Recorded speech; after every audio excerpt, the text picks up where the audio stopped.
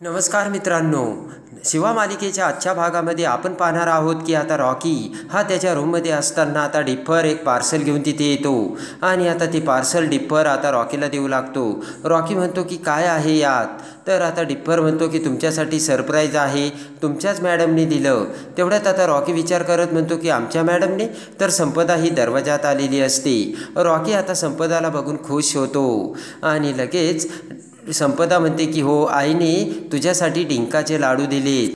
आणि सायलेन्सर म्हणतो की डिंकाचे लाडू, मग तर मज्जा आहे एका साहेबांची। रॉकी म्हणतो की सायलेन्सर जरा शांत राहतो का। आणि त्यानंतर आता संपदा आणि रॉकी दोघेही सायलेन्सरकडे बघू लागतात। सायलेन्सर आता बरोबर त्याच्या लक्षात आलेले असते आणि सायलेन्सर म्हणतो मी आलोच, आणि सायलेन्सर बाहेर निघून जातो। आणि त्यानंतर आता संपदा म्हणते कसा आहेस रॉकी। रॉकी म्हणतो पण हे काय आहे संपदा सगळं।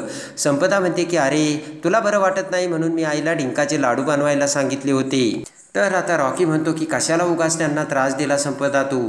त्यात संपदा म्हणते की त्रास कसला, जावयासाठीच बनवलेत ना त्यांनी। आणि त्यानंतर आता संपदा म्हणते की हे बघ रॉकी, त्या दिवशी जर असं काही मी आले नसते तर ह्या गोष्टी झाल्याच नसत्या।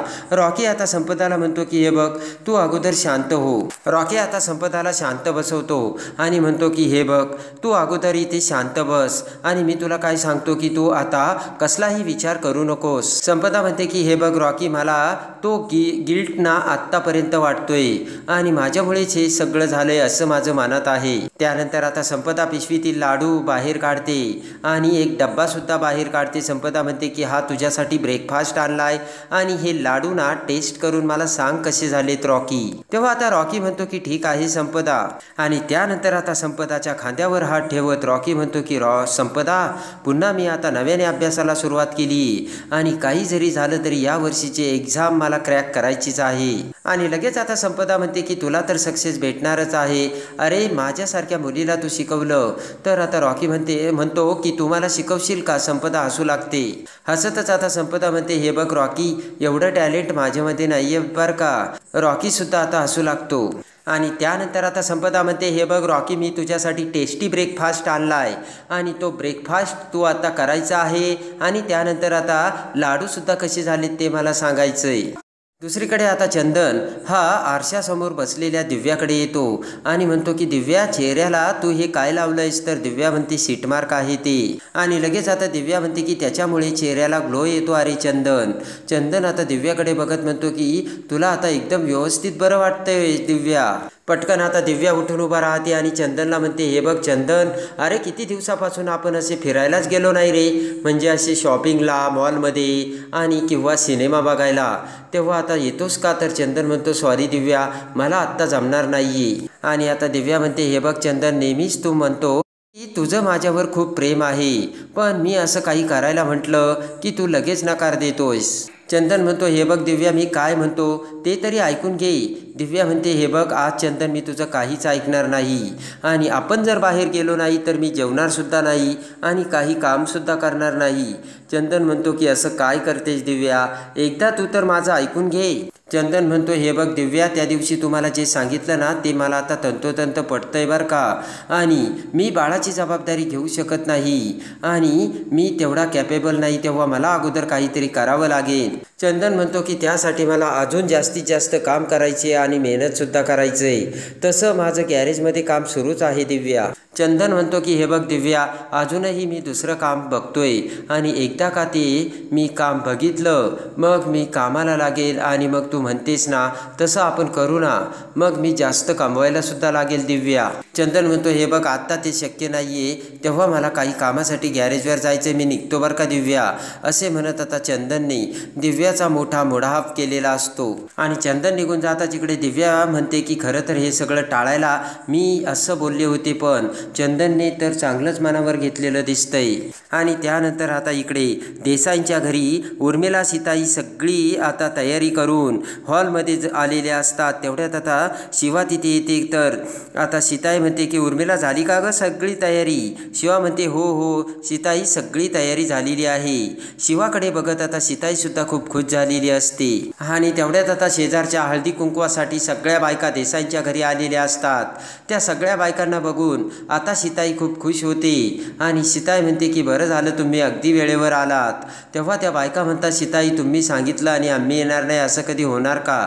सगळेजण आता खुश झालेले असतात. आणि त्यानंतर आता संपदा ही सगळ्यांना पाणी देते. आणि तेवढ्यात आता त्या बायका सीताईला म्हणतात की सीताई असं काय अचानक निघालं की लगेच तू हळदी कुंकवाला बोलावलं?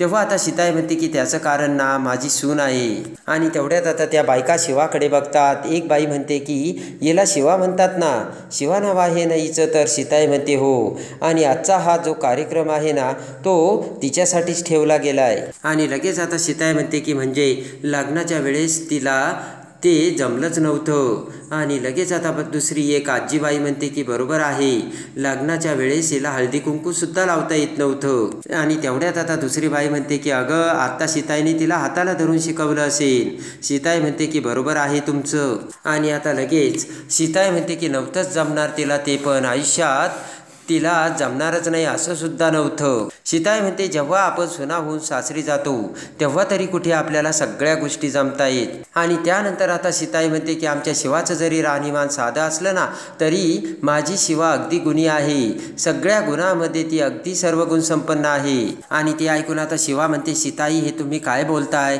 पटकन आता शिवा सीताईला बाजूला नेते.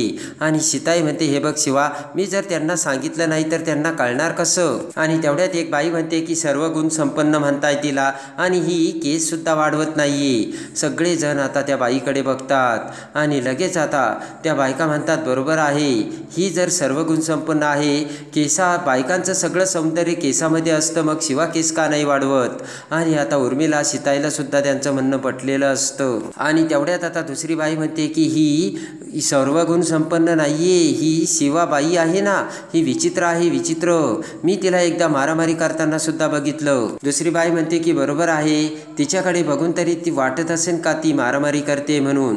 त्या बायका आता आपापसात बोलू लागतात. एक बाई म्हणते की मला तर विचार पडला होता सीताईने ही अशी सून का केली असेल. आणि दुसरी बाई म्हणते की म्हणजे ही म्हणायला तशी एकदम श्रीमंतसुद्धा नाहीये. सगळेजण उर्मिला सीताई आता त्यांचे ते बोलणे ऐकत असतात. त्या बायका आता शिवाला टोमणे मारत असतात. आणि त्यानंतर दुसरी बाई म्हणते की कधी कधी ना कॉम्प्रोमाइज करावं लागतं. आणि इकडे आता त्या बायकांचे बोलणे ऐकून आता सीताईला खूप वाईट वाटत असतं. आणि दुसरीकडे किचनमध्ये कीर्ती आता स्वयंपाक करत असते. आणि शेजारीच असलेला चाकू घेऊन कीर्ती म्हणते की मला ना त्या शिवाचा एवढा राग आलो ना, राग येतो. मला असं वाटतंय की आत्ताच्या आत्ता चाकू घेऊन त्या शिवाला संपून टाकावं. तेवढ्यात आता सुहास तिथे येतो आणि म्हणतो केटू डार्लिंग काय चाललंय तुझं? कसला विचार करते आणि तुला काही झालंय का? तेव्हा आता कीर्ती म्हणते की मला कशाला धाड भरेल. आणि लगेच आता सुहास म्हणतो कीर्ती तू एकटीच अशी बडबडत होती, चाकू घेत होती, मला असं वाटलं की तुला सायक्रेटिस्टची गरज आहे की काय, आणि जाऊया मग आपण सायक्रेटिस्टकडे. कीर्ती आता सुहासवर जाम रागावते. आणि लगेच आता कीर्ती म्हणते की हे बघ तू तुझं तोंड बंद ठेव सुहास. जेव्हा ती शिवा या घरात आली ना तेव्हाच माझ्या खरोखर डोक्यावर परिणाम झालाय. आणि एवढ्यात आता कीर्ती तो चाकू खाली मारते, पण खाली आता कीर्तीचं बोट असतं. आणि लगेच चाकू कीर्तीच्या बोटाला लागून त्यातून भळभळा रक्त येऊ लागते. कीर्ती आता बोट हातात धरत ओरडू लागते आणि म्हणते की चाकू लागला बघ माझ्या हाताला किती लागला. सुहास म्हणतो की कीर्ती गप्प बस, खाली बायका आल्या आहेत. आणि तेवढ्यात आता कीर्ती ही बोट स्वच्छ करण्यासाठी आता नळ चालू करू लागते, पण नळाला तर पाणीच नसतं. आणि कीर्ती म्हणते की पाणी पण नाही आहे सुहास. सुहास म्हणतो की मग मी काय करू? तर आता कीर्ती म्हणते की मग कोण करणार सुहास? तर आता पटकन सुहास आता म्हणतो की मी बोर चालू करून येतो. कीर्ती म्हणते की बोर चालू करेपर्यंत माझा किती रक्त वाया जाईल. आणि पटकन आता कीर्ती म्हणते की माझ्या बोटाला अगोदर काहीतरी लाव. सुहास पटकन आता हळदीची बरणी घेऊन येतो. आणि सुहास पुन्हा म्हणतो की काय लावू? कीर्ती आता मोठमोठ्याने ओरडू लागते. कीर्ती म्हणते की काहीही लाव, पण लाव ती हळद लाव. सुहास आता कीर्तीच्या बोटावरती आता हळद लावू लागतो. आणि तेवढ्यात आता मसालाचा डबा घेऊन सुहास आता हळदीऐवजी कीर्तीच्या बोटावर मसाला टाकतो. लाल तिखट तो मसाला बघून कीर्तीच्या बोटाची अजून आग होऊ लागते. कीर्ती मोठमोठ्याने ओरडू लागते आणि म्हणते सुहास अरे तू काय केलंयस हे? माझ्या बोटावर मसाला टाकलास, मसाला आणि हळद तिकडे आहे ती. आणि त्यानंतर आता सुहास म्हणतो, कीर्ती तुला जर हे असं काही झालं ना तर मला खूप त्रास होतो, मला बघवत नाही. माझं तुझ्यावर किती प्रेम आहे माहिती ना तुला. तेवढ्यात आता कीर्ती रागाने सुहासकडे बघते आणि म्हणते की प्रेम आहे ना, मग आता हे सगळं तू करायचंय. सुहास म्हणतो काय? तर कीर्ती म्हणते माझ्या बोटाला लागलंय ना? तर सुहास म्हणतो हो हो. आणि कीर्ती आता सुहासकडे चाकू धरते. तेव्हा आता लगेच कीर्तीकडे बघत सुहास म्हणतो की तो चाकू खाली कर ना. असा चाकू धरला की मग भांडणं होतात. तुला माहिती ना माझं तुझ्यावर किती प्रेम आहे ते. पटकन आता कीर्ती हा तो चाकू खाली ठेवते आणि रडतच आता कीर्ती म्हणते की सुहास हे बघ, माझा आत्ता हा हात कापलाय, माझ्या हातातून रक्त येते, मला खूप त्रास होतोय आणि मला सकाळीसुद्धा लवकर उठावं लागतं, त्यामुळे रात्री मला झोपसुद्धा व्यवस्थित येत नाही आणि आता मला हे सहन होत नाही बरं का. रागाने कीर्ती म्हणते की हे सगळं जे काही होतं ते फक्त त्या शिवामुळेच होतंय. रागाने कीर्ती म्हणते की त्या शिवाला आईने या घरात आणलं ना आणि त्या शिवामुळेच आईने मला इथे मोलकरीण करून सोडलं. हे आता मला अजिबात सहन होत नाहीये. तर आता सुहासला देखील राग येतो. सुहास म्हणतो की केटू डार्लिंग तू काहीच काळजी करू नकोस, असा गेम करूयात ना, कुणाला कळणारसुद्धा नाही आणि आपल्यावर नावसुद्धा येणार नाही. ते ऐकून आता कीर्ती ही सुहासकडे बघते आणि त्यासाठी तू डोकं शांत ठेव आणि काय करायचं ना त्याचा विचार कर कीर्ती, असे सुहास आता कीर्तीला बोलतो. इकडे आता सीताई त्या सगळ्या बायकांसमोर येते आणि म्हणते की तुम्ही मला मान देऊन इथे आलात ना त्याबद्दल मला खूप छान वाटलं, पण मला थोडं काहीतरी बोलायचंय. आणि त्यानंतर आता सीताई म्हणते की हे बघा, आपण फक्त अशा हळदी कुंकवाच्या कार्यक्रमासाठी एकमेकींना भेटतो, पण इतर वेळेस भेटण्यासाठी आपल्याकडे वेळच कुठे असतो. तेव्हा आपण जेव्हा या वेळेला भेटतो तेव्हा आपल्याला फक्त तेवढंच माहिती असतं. म्हणून एवढ्या तोडक्या ओळखीवरती आपण एकमेकींना पारखू तर शकत नाही ना. आणि त्यानंतर आता शिवाकडे बघत सीताई म्हणते की ही माझी जी सून आहे ना तिला मी कधीच कोणत्या कार्यक्रमामध्ये घेऊन आले नाही किंवा कधीच तिचं कौतुक केलं नाही. सगळ्या बायका आता सीताईचं बोलणं ऐकत असतात. सीताई म्हणते की ह्या सगळ्यांमध्ये मलाच तिला कुठे न्यावे की नाही याचा कमीपणा वाटत होता, तिच्यामध्ये कुठलीच कमी नाहीये. सीताई म्हणते की जरी तिचं राहणीमान वेगळं असेल तरी आपल्यासारखीच ती सुद्धा एक स्त्री आहे आणि मुख्य म्हणजे ती एक स्त्री असूनही दुसऱ्या स्त्रीचा ती कधीच पाणउतारा करत नाही. सगळ्या बायका आता त्या सीताईचं बोलणं ऐकत असतात आणि सीताई म्हणते की त्यापेक्षा ती नेहमी इतरांच्या पाठीशीच उभा राहते. आणि लगेच आता सीताई म्हणते की एखाद्या स्त्रीच्या सौभाग्यावरती जर संकट आलं तर लगेच ती त्या स्त्रीच्या पाठीसारखी उभी राहते आणि ते संकट फक्त शिवाच दूर करू शकते असे सीताई सगळ्यांना सांगते. आणि सीताई म्हणते की माझी सून जरी दिसायला वेगळी असली तरी सुद्धा ती विचाराने सुद्धा सर्वश्रेष्ठ आहे. आणि लगेच आता सीताई म्हणते की तुम्ही म्हणता ते बरोबर आहे, माझी सून गरीब घरातून आली, येताना काही बक्कळ पैसा ती घेऊन आलेली नाहीये, पण येताना मात्र तिने माणुसकी आणि संस्कार आणि कुटुंबासाठी लागणारी हिंमत तिच्यामध्ये भरपूर ती घेऊन आली. तेवढ्यात एक बाई म्हणते की सीता जाऊ दे ना, देना सोडून आता विषय.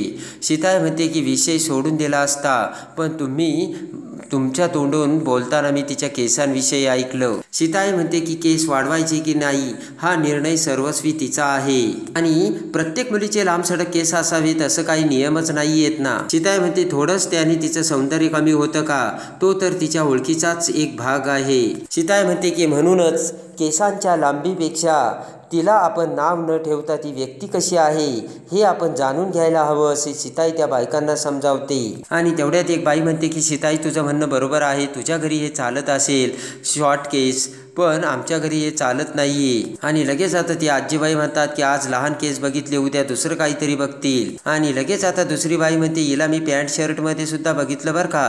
ती बाई म्हणते की बघितलं का, आता एक एक नवीन हिच्यामध्ये गुण दिसत आहेत. आणि तेवढ्यात ती बाई म्हणते की आमच्या सुनांनी जर आमच्या घरात असं काही करून घेतलं तर आम्ही ते सगळं करू द्यायचं का. आणि तेवढ्यात एक बाई म्हणते जाऊ द्या, चुकीच्या गोष्टीला कशाला मान्यता द्यायची, तुम्ही देत असताल पण आम्ही ते देऊ शकत नाही. आजी म्हणते की चला कार्यक्रमाला उशीर होतोय आणि आपण आता कार्यक्रम उरकून घेऊयात. आणि तेवढ्यात आता उर्मिला म्हणते की बरोबर आहे शिवा, तुला केस वाढवायला काय हरकत आहे आणि ते केस वाढवल्यानंतर सुद्धा तू खूप सुंदर दिसशील. आणि तेवढ्यात आता कीर्ती तिथे आता उर्मिलाचे बोलणे ऐकते. कीर्ती म्हणते की काकू कशाला तू उगाच तिला बोलते आणि ती तुझं थोडंच ऐकणार आहे का? कीर्ती म्हणते की आता आईने ती जशी आहे तशीच तिला ॲक्सेप्ट केलं तेव्हा ती केस वाढवणार नाही. काकू तू कशाला तिला बोलतेस? आणि तेवढ्यात आता हात वर करत आता सीताई म्हणते की हे बघ शिवा, तू जशी आहे ना तशीच राहा, त्यामध्ये मला कुठलीच अडचण वाटत नाही. आणि तेवढ्यात आता शिवा म्हणते की सीताई तुम्ही हे जे काही बोललात ना ते तुमच्या मनाचा मोठेपणा झाला, पण मी केस वाढवत नाही त्या मागे एक कारण आहे आणि ते कारण काय आहे ते कारण आज मला तुम्हा सगळ्यांना सांगायचं असे शिवा बोलते. आणि लगेच आता त्या सगळ्या बायका सीताई ही शिवाकडे बघू लागतात. तेव्हा आता शिवा त्यांना कोणतं कारण सांगणार आणि शिवाचं कोणतं सत्य आता बाहेर येणार? तर आता शिवाने आता आत्तापर्यंत केस न वाढवण्यामागचं कारण आता त्या बायकांना सांगितलेलं असतं. तर आता पुढे शिवा ही त्यांच्या म्हणण्याला मान देऊन कसे तिचा केस वाढवण्याचा निर्णय घेते आणि नंतर आता शिवा ही मोठ्या केसांमध्ये आता पुढे समोर येऊन आता त्या बायकांना कोणता शिकवण देऊन धडा देते हे बघण्यासाठी आणि लांब भळसडक केसामधली शिवा बघण्यासाठी आत्ताच आपल्या चॅनलला लाईक करा आणि सबस्क्राईब करा.